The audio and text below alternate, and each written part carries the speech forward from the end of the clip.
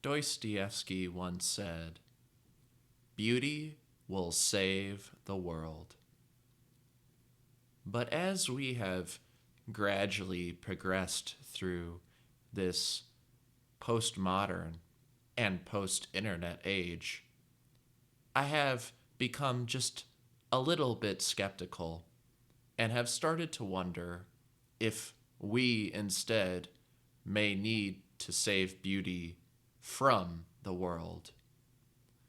It is my hope to create a video that does not simply talk about ugly AI-generated art, nor are we only going to criticize multi-million-dollar film franchises carefully concocted in a laboratory by mice.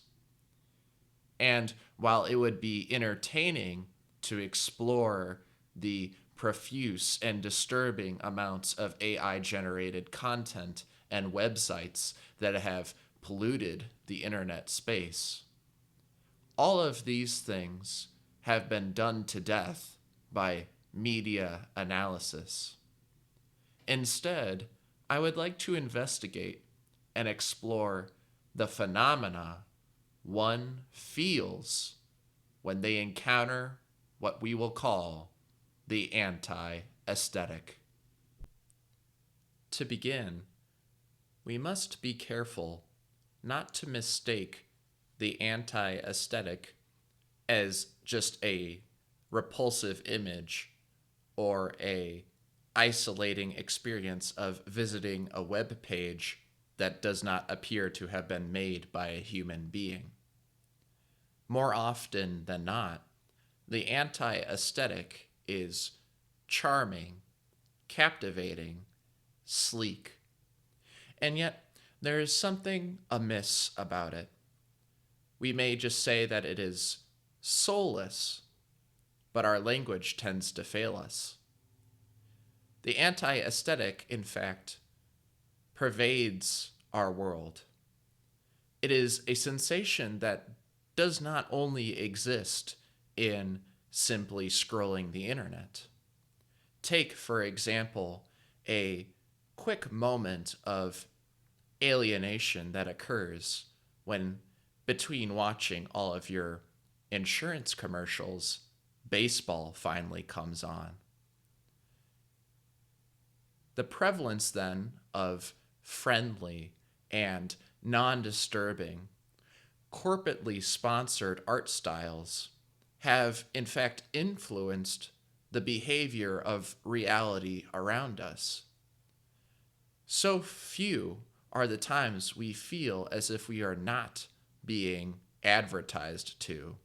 If somebody isn't trying to put something over on us, sell us a product, or maybe just mildly influence our rational thought, it can quickly make one immensely suspicious and a conspiratorial curmudgeon, I must admit.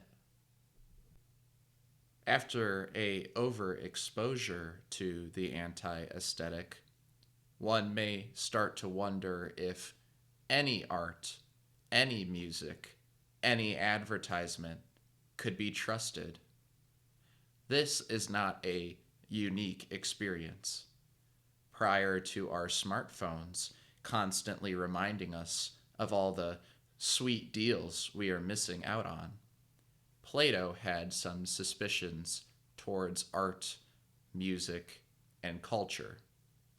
Now, it must be said that some have created a bit of a straw man out of Plato, for after all, the Republic, the book that is often cited in critiquing art, is in some ways a work of art itself. Plato is not completely immune to using myths and the style of the poets to communicate what he is trying to get across. However, even if we do not necessarily have a perfect Platonic worldview, there is at least some warning and some caution we should have around art. And this is done because art is, in fact, a copy.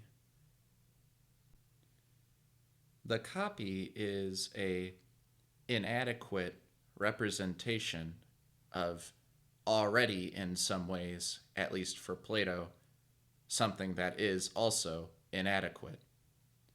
Take, for example, a artist who paints a very enticing and beautiful painting of a mountain. This mountain may impress us. However, we are not actually looking at a real mountain, just a representation of it. Now, we can go outside and climb a real mountain, and we may even think that this satisfies the experience of mountain.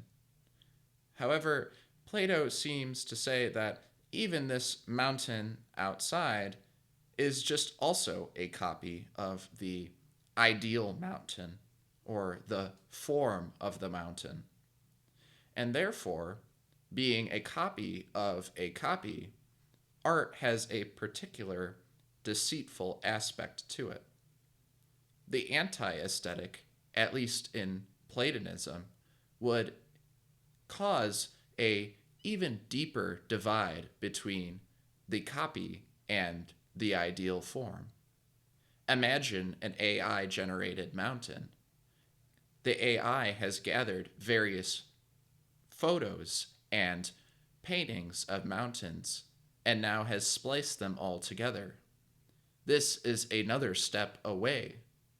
And should we take this AI generated mountain and, I don't know, promote a streaming service with it as our logo, we are taking yet another step away from reality. Plato's critique of art continues with a fear that art, music, and, in our case, the anti-aesthetic, pulls people away from their use of reason, and instead ignites the lower passions, which can quickly erode a weaker soul.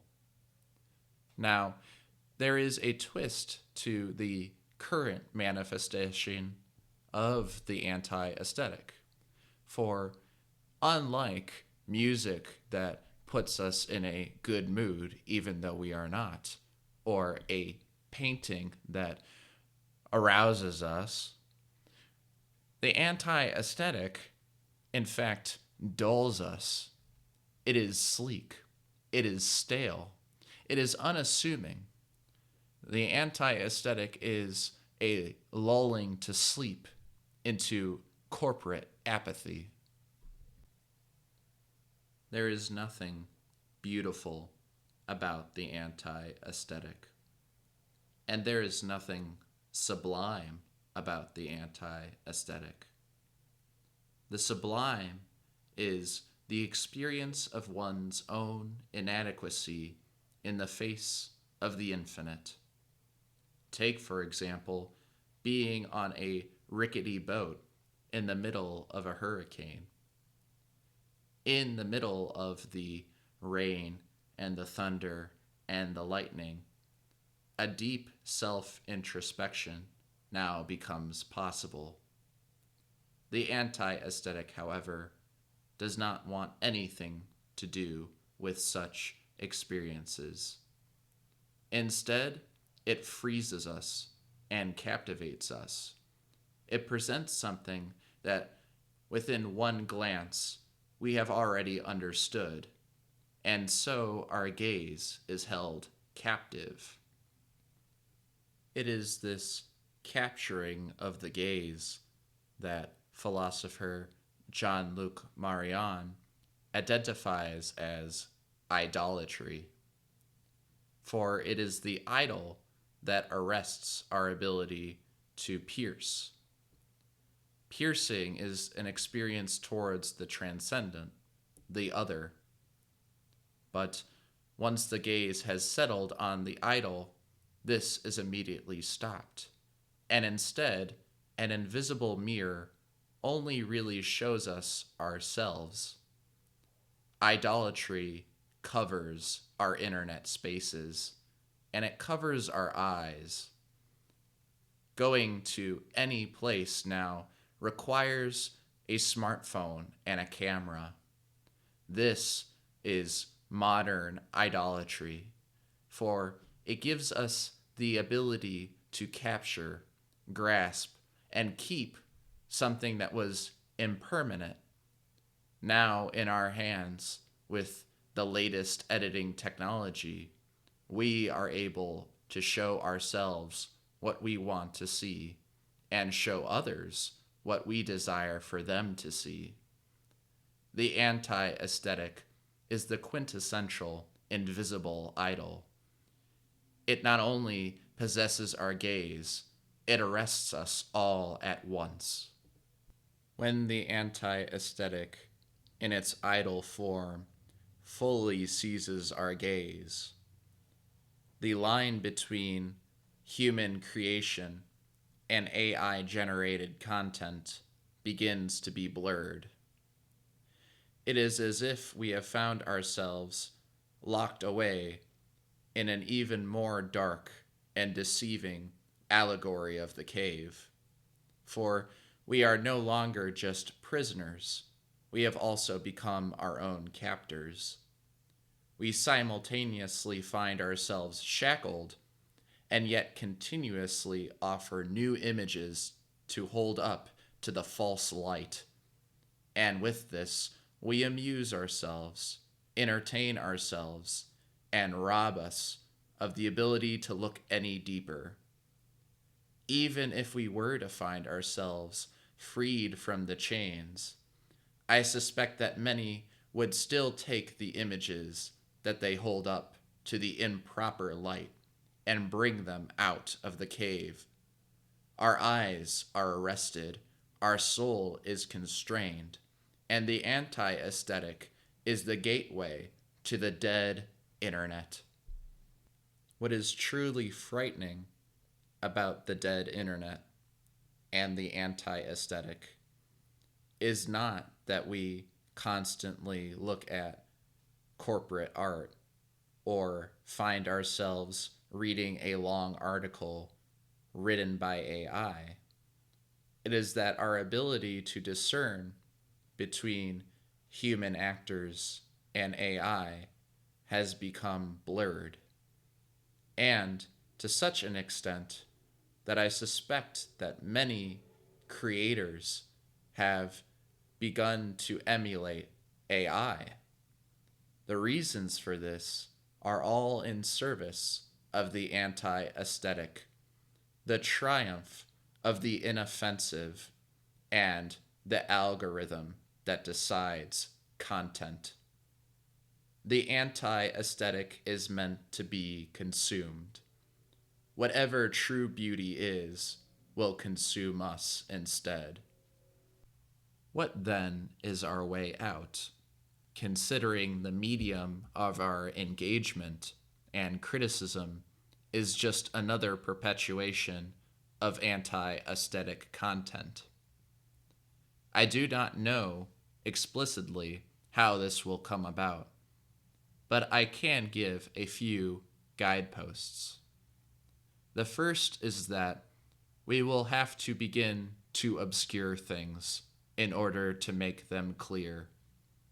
It is only by restoring the strangeness of ourselves and the world around us that we can begin to take a step away from the familiar and comforting anti-aesthetic. We must also look to reverence and silence in a time that only knows loud irony. Finally, we must prepare ourselves for a knock at the door. True solutions to perpetual loops can only be found out of the text. This, then, is the sublime, excess, wounding, givedness, the other capital O, agape, and saturated phenomena. It is outside of the loop, outside of the anti-aesthetic, that we will finally be able to gaze no longer at AI-generated idolatry, but true icons.